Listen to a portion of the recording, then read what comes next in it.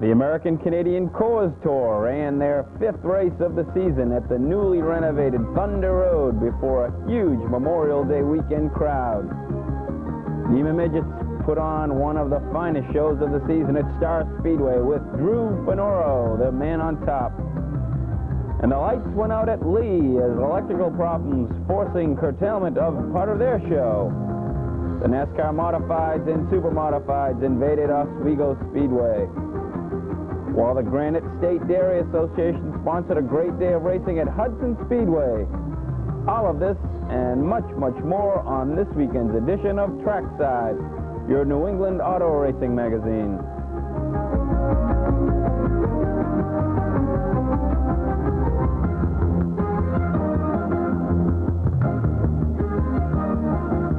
Trackside is brought to you by Coors Beer. Coors, the proud sponsors of the American-Canadian Tour.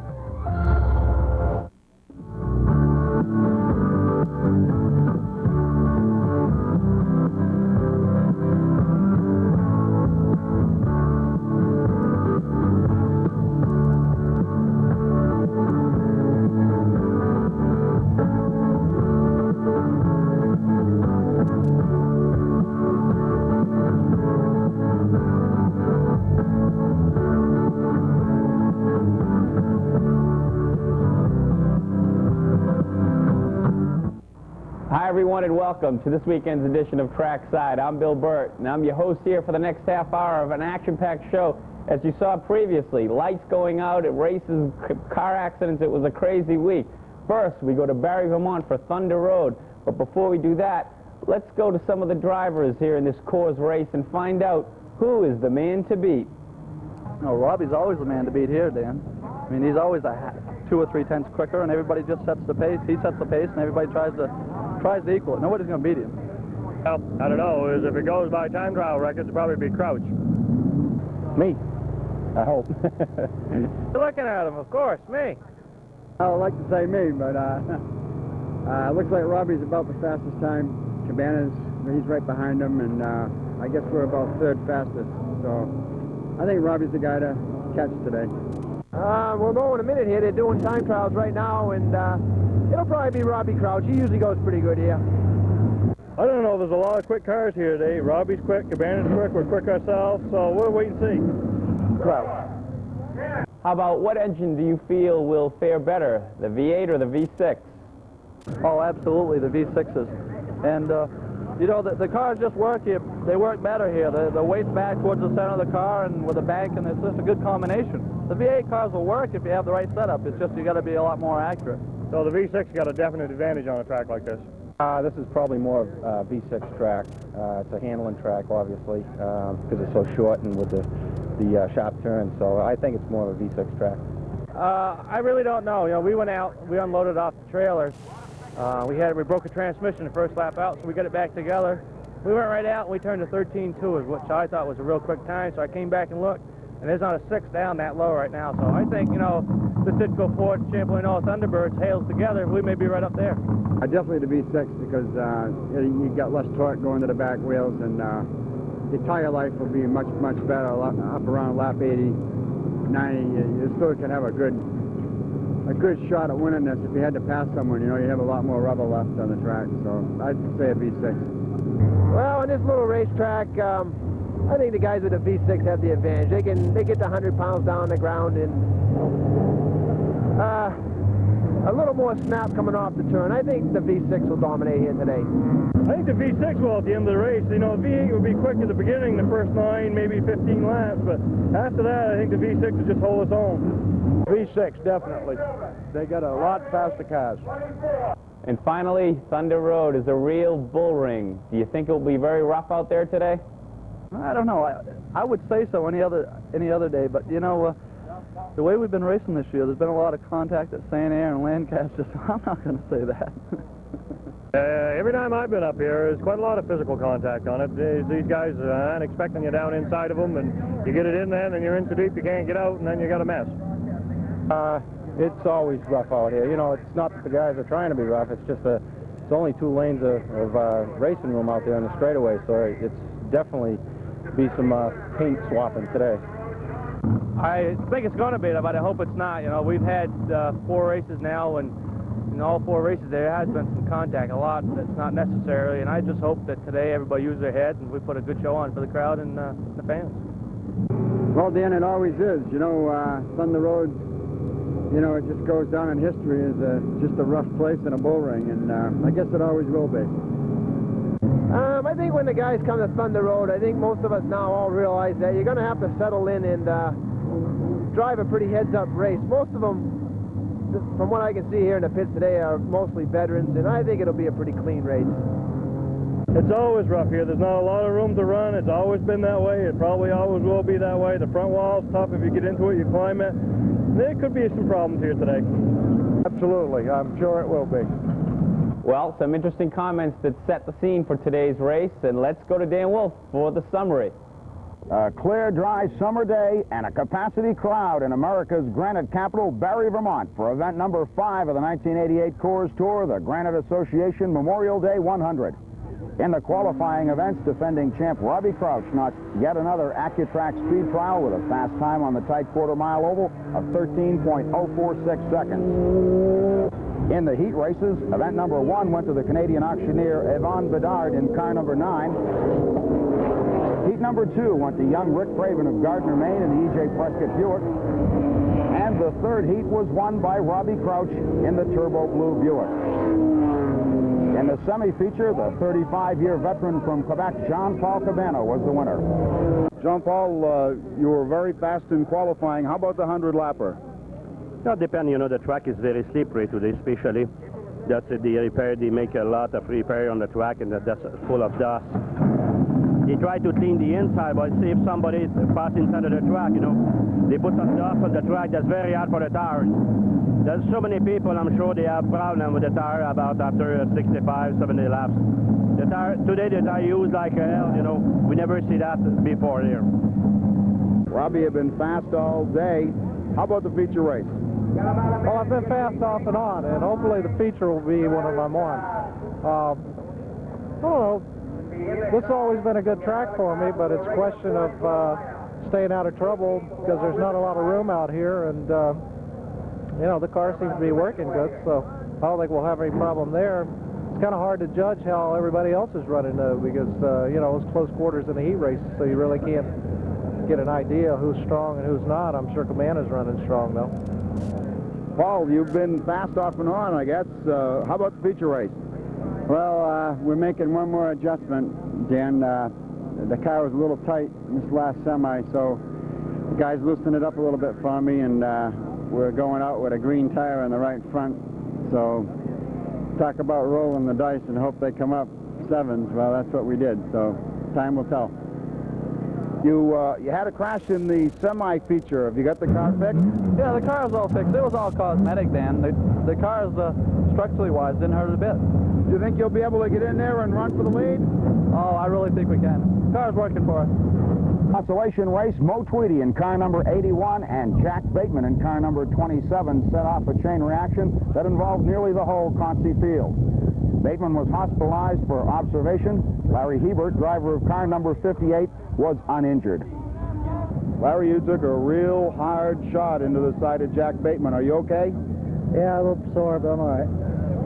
Did you have to go to the hospital for a checkup, or were you able to skip that part? No, I didn't go. They wanted me to, but I'm all right. How about your car? Is it completely destroyed? Well, it don't look too good. Just what happened? Did you have the sun in your eyes, or what caused you to run into the side of Jack Bateman? Well, we come into the corner, and there's just no place to go. This car's the whole width of the track, and we're no other way to go. How serious is the damage to the car number 27? The car's really beaten up on the left-hand side in the cage, but we're pulling it out, and I think we'll get it ready. Jack's at the hospital just being checked up. If they release him, we can get him back here. We'll get it rolling. Steve, you took a hard lick. They hammered the car out. Do you think it's anywhere near right? Yeah, I think we're pretty close. We did take a hard lick. We lost the oil cooler, lost an oil line, broke the starter, and a few things, smaller things like that. But I think we're going to be all set. The tow was off, but I think we get everything back where we need to be. In the Granite Association 100, Kevin LePage in car number 21 led through lap 9. Then Rick Craven led through lap 21 when the legendary Canadian Jean-Paul Cabana pulled up into the lead. Cabana set a wicked pace with Rick Craven running second as Robbie Crouch, Tom Quinney, Russ Erlin, and Paul Richardson all diced for top 10 positions. Cabana eventually lapped all but 5 of the finishers. The victory for Jean-Paul Cabana, career win number 495. Rick Craven in the 09 Buick held on for second. His clutch slipped for the last 90 out of the 100 laps. Paul Richardson was third in the Norseman Camaro. Robbie Crouch was fourth. And rookie Tom Quinney of Haverhill, Massachusetts was fifth. Paul, you went to the pits early in the race. What did you do? Well, Dan, we had the car set up kind of tight all day in our qualifying races. So we made a couple tire changes, and we changed the little wedge in the car. And then the first 5 laps of the feature, I knew we went the wrong way. It was just, we were way too loose. So we come in and the guys split the difference in what we did before the feature, and then it really hooked up. It ran awful good right up to about lap 80, and then we started getting loose again. So next time we come back, we should have it all figured out. You had car trouble all afternoon, Rick, and you still managed to hold on for second. Yeah, Dan, the clutch went away. It slipped from the 5th lap on. You know, I think I'm going to tell the guys to give me half throttle next week. Car ran better. Did you have an explanation for that after the checkered flag crash that you had? Well, I see that Robbie and Paul had each other occupied, so I just stayed behind Milty, and as we got to the checker, he put the brake on, and I didn't have enough brake to stay away from him, I guess. But I was glad it was after the checker, huh? Jean-Paul, win number 495. Yeah, I'm very happy, you know, especially this afternoon. I went for somebody in the stand. That is birdie. But, you know, went for 495. That's very important. The car, you don't run, you fly, I tell you. We adjust the car especially for run on the high bank of the track, and the car run there all the time. I try a couple of times on the low side, and he don't run very well. But on the high bank, he run like hell, he fly. Was there anybody that could even run with you? No, especially in the last 10 laps, you know. I talked with my man, and I know how many distance I have with the second place, and I start to relax. But, you know, I tell before, you know, if you don't see Crouch in your mirror, that's a very big relax for me inside of the car. That's it from Thunder Road here in Barre, Vermont. Now back to you, Bill. Well, as you saw, it was a great day of racing in front of a spectacular crowd. Okay, we're going to take a short break. When we come back, we're going to go to Star Speedway in Epping for the NEMA Midgets. So stay with us. We'll be right back.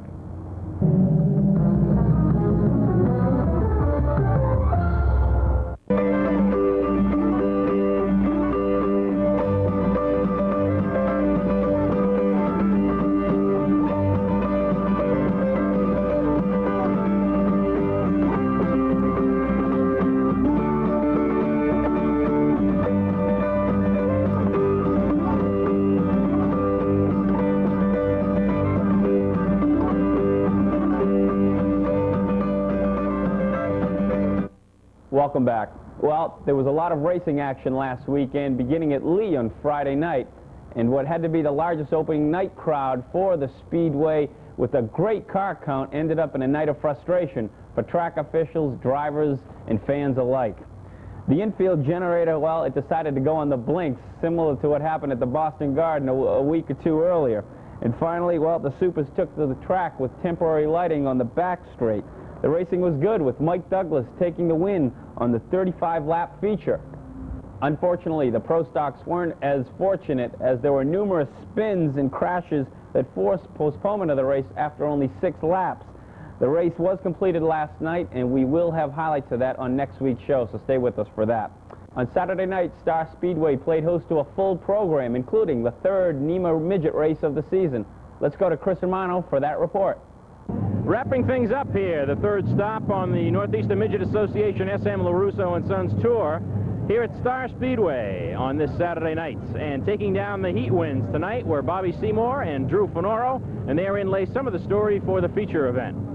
At the start of the feature, Mike Seymour, much as he did at Lee Speedway 2 weeks ago, shot out into an early lead. Drew Finoro reeled him in traffic, however. Traffic was as heavy as we've ever seen it here at Star Speedway, and Drew Finoro pulled some moves in traffic that eventually wound him up with the lead. The race had a couple of minor incidents until lap 20 when the race was stopped for a red flag for a flip by Greg Shaw. Shaw got together with Dave Reynolds, who were both slowing for Jack Wiedenmeyer in the number 50 car who was entering the pits. No drivers were injured in this accident, and damage to the cars were not that bad. On the restart, Drew Finoro held his line and held on for the last 5 laps to take the feature event from Mike Seymour, Bobby Seymour. Mike Favuli, coming back from a yellow flag pit stop, finished 4th, and in 5th, Frankie Antorno, coming on stronger than he has in recent years. Drew, after a couple of races shaking down the car, you put the Pontiac powered Badger, owned by Gene Angelillo, sponsored by Skoal and Big Apple, in victory lane. Yeah, it was took us 2 races longer than we thought, but you know, we're happy.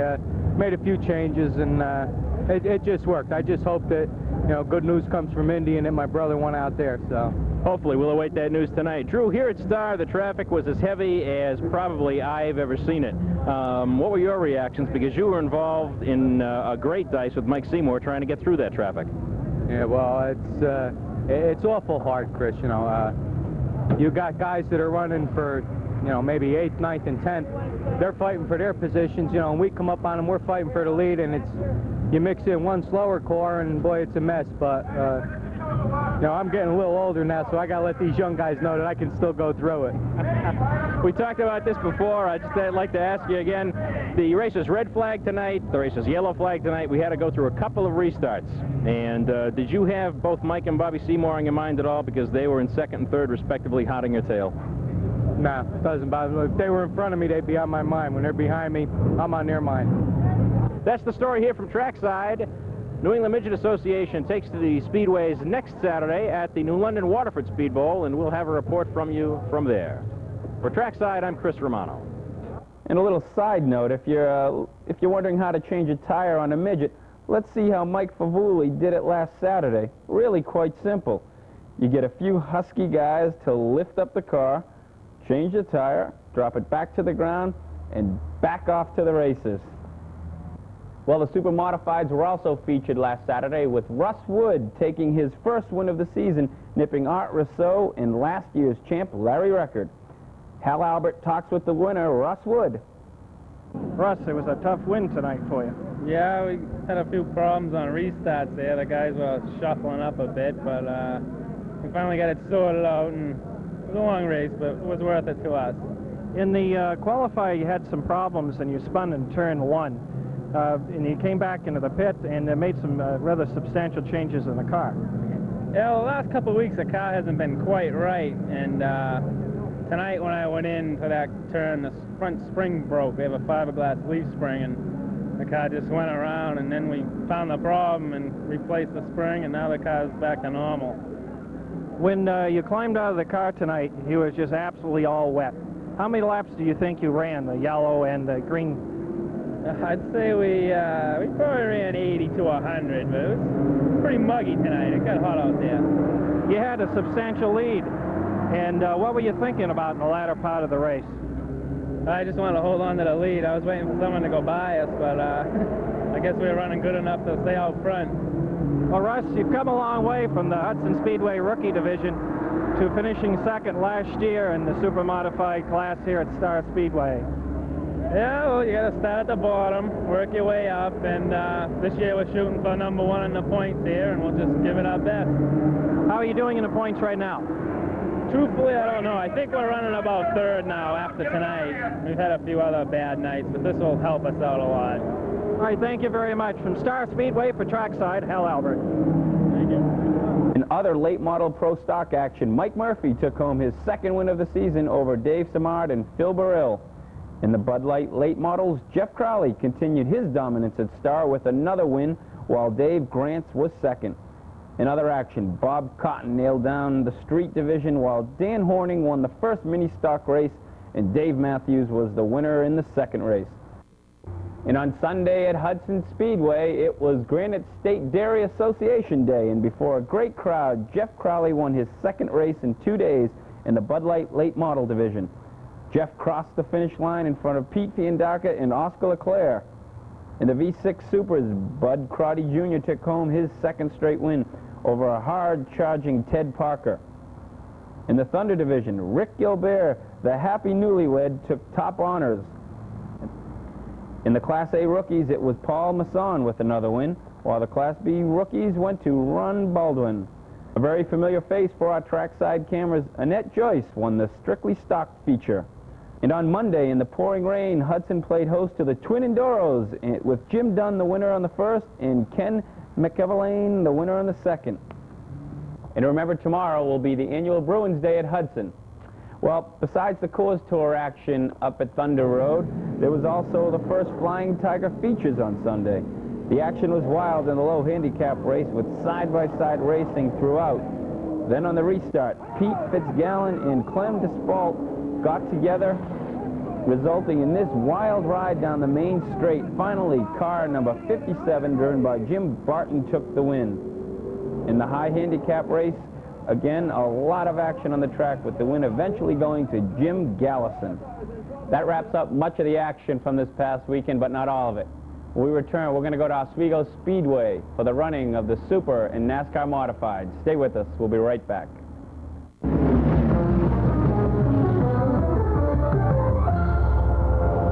USA Speedway is New Hampshire's center of speed. Exciting stock car racing every Friday night at 8 p.m. Fun for the whole family with over 14 races every Friday night. Conveniently located on Route 125 in Lee, New Hampshire, the new and improved Lee USA Speedway features 4 divisions of stock car racing and many special events throughout the whole season. Spend Friday night under the lights at Lee USA Speedway, Route 125 in Lee, New Hampshire. Welcome back. Well, Oswego Speedway is known pretty much as the home of the SuperModifieds. But during the year, they play host to the NASCAR mods. The NASCAR Open Wheelers put on a fine show last Sunday, led by defending champion Jimmy Spencer. And on the pole, it was Jan Lady leading the field. The race was a fast and clean one, with Brian Ross taking the lead on this move. Brian did battle with Reggie Ruggiero for the remainder of the race, finally passing him again, resulting in the win. Now let's go to Brian Ross and Ben Dodge in Victory Lane. Brian, it was a great race. Early in the event, Ruggiero took the lead from you. Then did you know you had enough to take it back and hold on for the checker? Well, I wasn't really worried about that, Ben, because my tires cooled off, and I know that this car takes 4 or 5 laps to get going to right up to speed, top speed, and he took the lead away from me on a restart, and I figured I'd be all right after a few laps, and those late restarts are the only things that worried me, because I know Reggie could go quick. And I just closed up the bottom, and I figured, well, let him go on the outside. And, you know, Reggie's a really good guy to race with. Out of all the guys on the tour, I'd just soon race with Reggie any day, anywhere, wheel to wheel, because, you know, if you can get beside him, he'll give you the groove. And I feel the same way about him. If he got on the outside of me and could get around me, he could do it. But it worked out good for me today. Brian, let's talk about earlier today. You came here with 2 cars. In one of the practice sessions, you told us the old car was your old car, the number 73, but you decided to run this car. Why this one over the other one? And it definitely was a wise choice.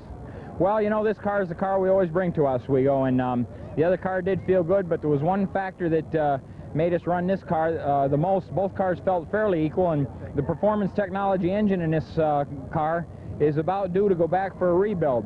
The motor in the other car is fresh from performance technology, and so we wanted to get these final laps on this engine and be ready to go into next season with all our engines fresh. We have 2 new from performance technology, and this one will go back during the month of June while we're off, and they'll freshen it up, and so we'll be ready for the final part of the tour. Brian, Oswego Speedway is one of your favorite racetracks, and Richie Evans is one of the best drivers there ever was in the modified division. Does that give a driver a little extra incentive? Well, it sure does. You know, Richie's the guy that made us all run so hard in the years that he was here. He was the guy that brought it out and made the competition what it is today, and I'll always remember him. He taught me a lot. He was a real good friend of mine. He taught me a lot right here on this speedway. You know, I finished second to him in some real knockdown, drag-out battles 3 or 4 times here, and I always wanted to beat him at his game here. I never got the opportunity to. If I won here, and it didn't seem like he was second, but you know, I thought about that. Somebody in the crowd hollered to me just before the race that remember Richie and do this one for him, and I kept thinking about that the whole race. I really wanted this one bad, and let's dedicate this one to the man up there. The Supers were up next. And early in the race, Joe Gozick at 00 worked his way through the field. Then as the race progressed, number 70, Gary Morton, and number 2, Eddie Bellinger, did battle for the lead. And finally, Eddie here takes the lead for the final time in the win. Let's go to Victory Lane. Well, this is my home track. We do good here as a rule. We've had our ups and downs, but as a rule, we've won our share. Occasionally we have a few problems and don't win, but as a rule, we're usually right up there in the hunt all the time. The temperature's a little bit warmer today than usual here at Oswego. Did that have any factor on the race itself? Well, it usually adds to a little excess of wear on the tires. Like on my car today, the right rear was blistering up kind of bad. The front was getting a little shaky, but I guess all in all, I was still a little faster than the rest of the guys, so, you know, I can't complain. Out there late in the event, who did you think was going to be the toughest, if any challenge would come? I knew Joe Gozick was behind me. I see his number up on the scoreboard. Joe was always tough, and I didn't know how far back he was, so the last 30 laps or so, I just said, well, so we got to go now or never, so we just, you know, gave it all it had, and I guess it was good enough. The last victory you had here at Oswego was when, before this big one? Last summer.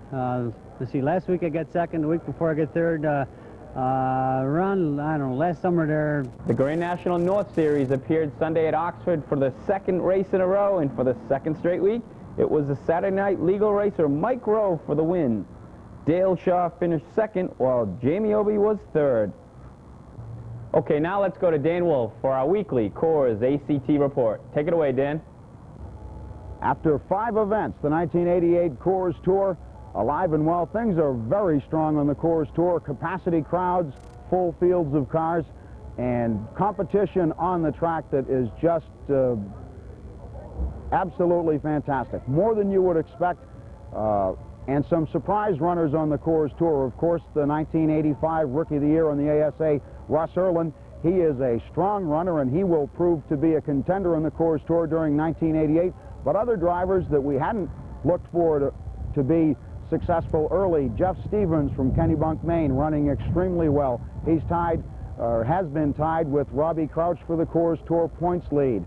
Tom Quinney of Haverhill, Massachusetts, very strong in every race, the highest finishing rookie here at Thunder Road, the highest finishing rookie at Senair, and things very bright for him. Sophomore driver Barney McRae of Vermont has been very strong. He is a strong runner in the points in every event, right in there in the competition. So there is a great deal of strength in the ranks in the middle of the Coors Tour. And of course, what can you say about the veterans? Robbie Crouch, Jean-Paul Cabana, Paul Richardson, all of them running as you would expect them to run. And we certainly hope that this kind of enthusiasm on and off the track from the fans and the participants continues for the Coors Tour. A good, healthy tour in New England is just what we need. Thanks, Dan, for that upbeat report. It sounds like we're going to have a very exciting season on the Coors Tour. Okay, now let's take a look at our weekly calendar.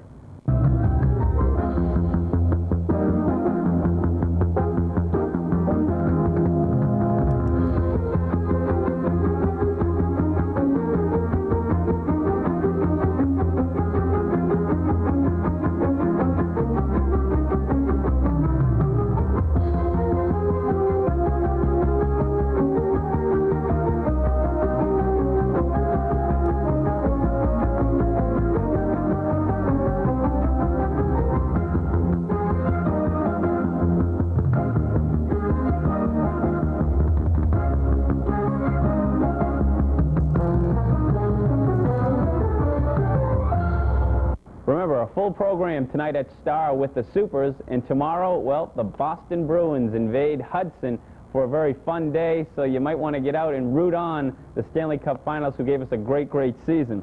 The Flying Tigers make a very rare Sunday appearance at Thunder Road, and next Friday, well, round 2 of the Miller Super Series at USA Speedway. We'll have all of those highlights right here next week, so you won't want to miss it. Well, I'd like to thank you for watching. Everyone here at Trackside thanks you, and remember, we'll see you at the races. Take care, everybody.